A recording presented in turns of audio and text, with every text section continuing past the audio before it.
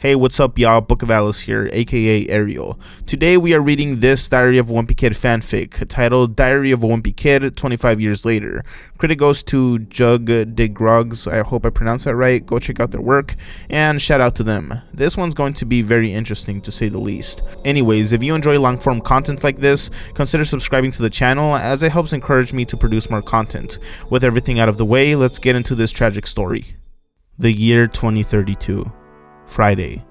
Well, I haven't written in this thing in years.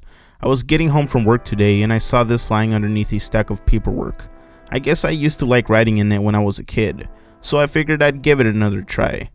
Jesus, there's a lot of catching up to do. Where do I start? Rowley's gone. No, not dead or anything, he just moved away. He's lived in Boston for 7 years now. I think. I don't even remember anymore. Damn, I haven't spoken to him at all since he left. I still don't really want to talk about it. I work a good job, I guess. Me and Bryce Anderson work at this office downtown. I mean, it's not like I enjoy it, but it pays the bills. Am I happy? I'm not sure. Sunday. Roderick still lives in Plainville like me, but not Manny. He decided that he was too good for us and went to New York in his 20s. The rest of the family still hasn't forgiven him. Me and Roderick will still see him if he's in town, but not Mom and Dad. Speaking of which, they're still living in the same house. Yeah, it's pretty old now, but they seem to be good there. Roderick's married now, and they've got a kid. I don't know if I'm jealous or what, but Roderick seems to be the one who knows what he's doing. Tuesday. Yeah, so Roderick is married. Me, I've never really thought about settling down. It's not like I don't get around, I do, but I've never actually had a serious relationship. Currently, I'm not seeing anyone. I guess I could say I've been busy with my job or something, but I'd just be making excuses. Work keeps me occupied, but it hasn't really been something I needed to bring home. Plus, Bryce and I never really made it past being colleagues, so we don't do anything outside of the office. Hold on, I'm getting a phone call. Hello? Get to the hospital now. It's Dad. The cancer's gotten worse. Shit. Wednesday. I guess I have to come clean. Dad was diagnosed with lung cancer over a year ago. He started treatment almost as soon as he found out. A couple months back, the doctors told us that the cancer went into remission and we wouldn't have to worry about it anymore.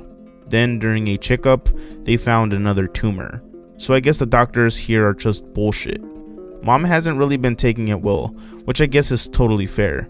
For now, their savings are just covering the medical bills, but that won't last forever. Thursday. You're never going to believe who just showed up at the hospital. That piece of shit, Manny. After almost a decade. This is when he decides to see Dad? Damn it. Roderick must have told him. I wish he told me instead of just letting him walk in unannounced. He's in the hospital lobby with me and Roderick right now, and Mom's with Dad. Neither of them know Manny's here.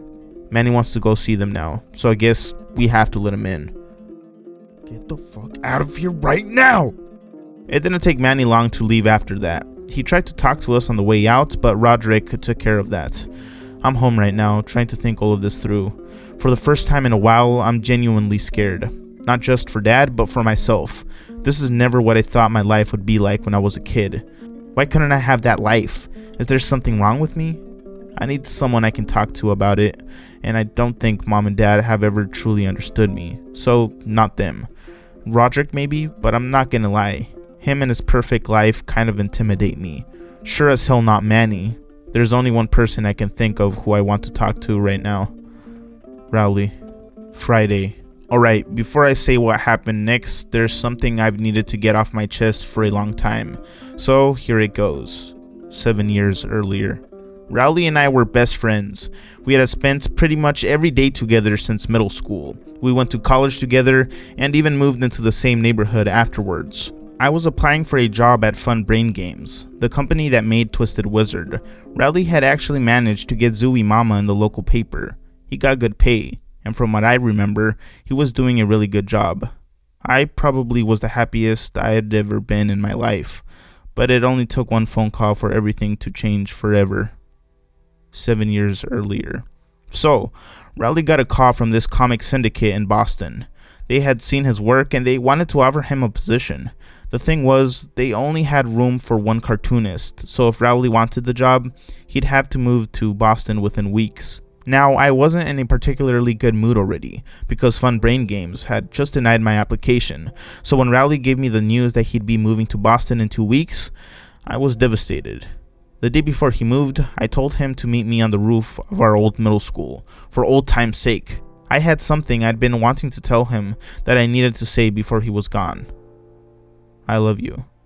Yeah, I love you too, man. No, I'm serious. I don't know if I'm bi or what, but I love you. He left the next morning. We haven't talked since. Thursday. It's been 1 week since I've tried to get in contact with Rowley. He still hasn't responded. At this point, I've only got one option left. I'm not gay, Greg.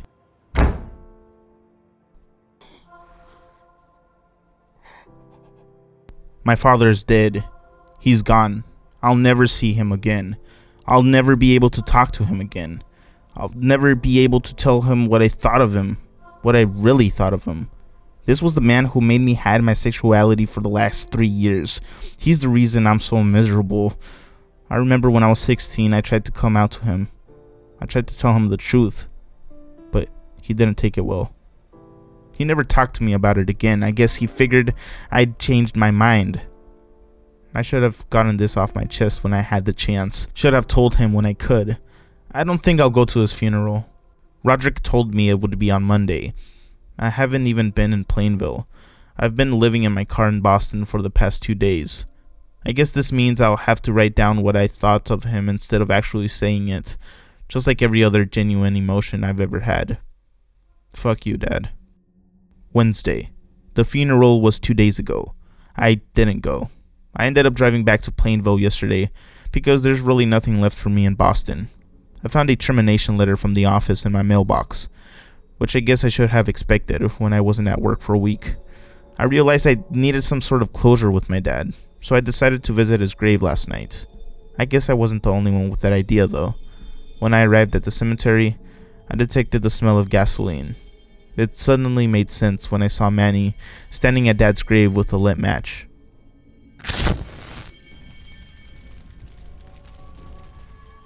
I don't know what I wanted to do there last night, but it sure as hell wasn't that. I feel sick. Thursday. I couldn't deal with this by myself anymore. I needed someone to help me. It was only a matter of time before I became Manny, and after what I saw what he was capable of at that graveyard, I couldn't let that happen. I wasn't about to let this hate dominate my life anymore. I was scared of what Mom and Roderick would think after skipping the funeral, and I was pretty raw after what happened with Rowley. So it took a lot of nerve and even more alcohol to do what I did next. I'm not sure what I feel. What Bryce and I did this night isn't something I've ever done with another man. Like I said before, I've never been able to move on from Rowley, but I think I just did. I think I'm happy. It's been so long I don't even remember what that feels like.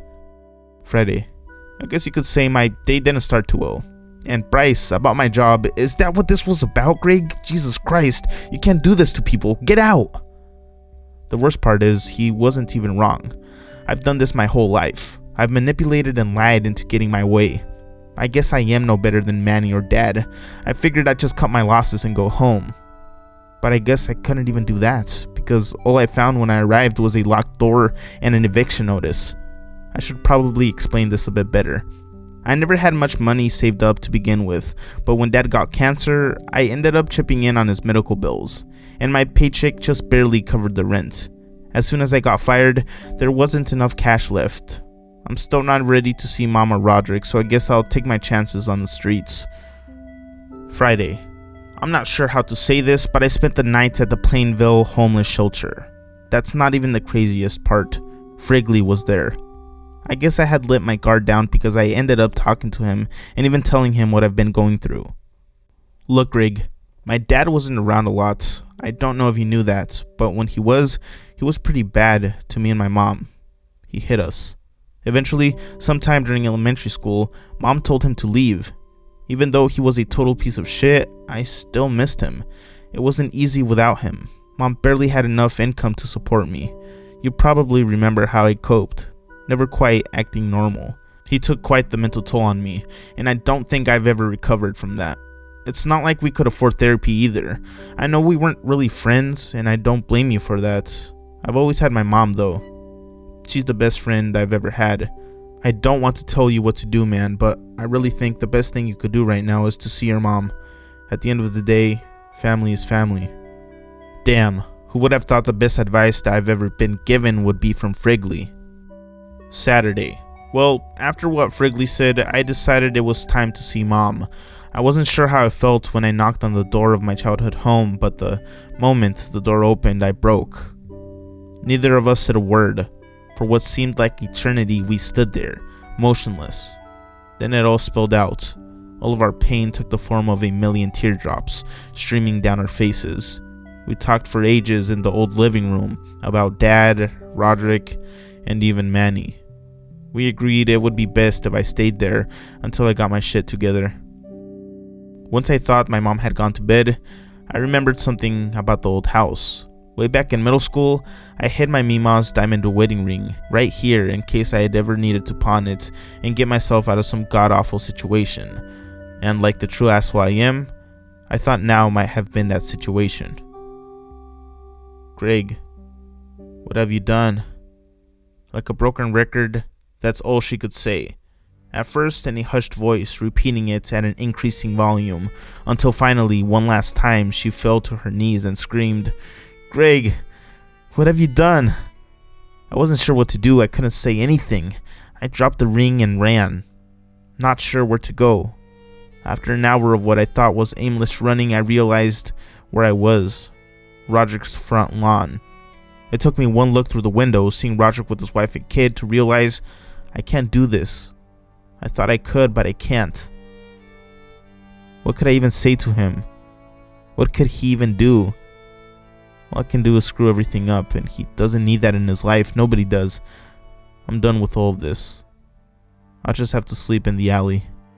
First of all, let me get something straight. This is no longer a journal. It's a suicide note. I'm not emotionally equipped to keep living like this. I've ruined every relationship I've ever had. I've got nowhere left to go. I'm truly stuck in this world with a bunch of morons who don't love me. That's what it comes down to, isn't it? Love. See, that's the thing. I've got a lot of love to give, but I've never gotten it back. Maybe when I was a kid, but even then, I don't think my parents ever really loved me. It looks like I've lost everything I have to live for. So I guess this is the end. Plainville man takes his life, community left in shock, by Holly Hills, the Plainville citizen. Nobody expected such tragic news on the calm morning of October 2nd, but approximately at 3 p.m., longtime resident Greg Heffley, 37 years old, jumped off a 5-story building downtown in an attempt to end his own life. Paramedics rushed him to the nearest hospital where he was put on life support. He spent the next 4 days in a comatose state before waking up one final time and uttering the name Rowley in a trance-like state. Afterwards, he fell back into a coma and was pronounced dead within an hour. Greg was actually good friends with the world-renowned cartoonist Rowley Jefferson, who made a statement on his death. Greg was my good friend, probably my best friend, and I cannot describe how horrible this makes me feel.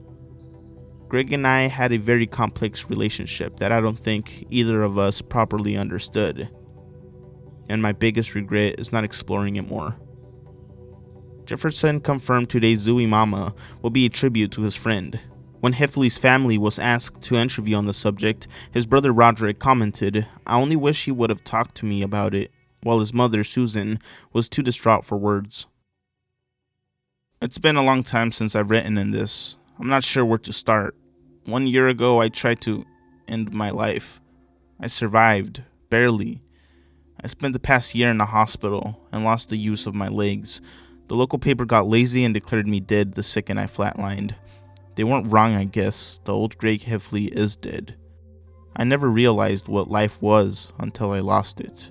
It doesn't matter what people think of me. My life is my own, and I need to take charge of it. I've spent a lot of time in recovery, so I chose to take advantage of it. I've started talking to therapists, trying to fix myself. They actually told me not to write in this anymore, but I needed one last entry. Today, I leave the hospital. Today, I start my new life. never again dwelling on my past. Today, I forged my new path into the future. I had a visitor today. It was the first visitor I've ever had, as far as I can remember, though they tell me I don't remember much. The visitor seemed almost sad to see me, which didn't make a whole lot of sense, but maybe he was having a bad day. I hope he wasn't having a bad day. He said he knew me a long time ago, but I don't think I've ever seen him before, so I don't know if it's true. He cried a little. I think he wanted to talk to me, but for some reason he didn't seem to be able to. Before he left, he told me, "I loved you too, Greg," which was silly because I don't recall ever saying I loved him in the first place. Through my window, I saw him exit the hospital holding hands with a man he had presumably arrived with. Goodbye, new friend.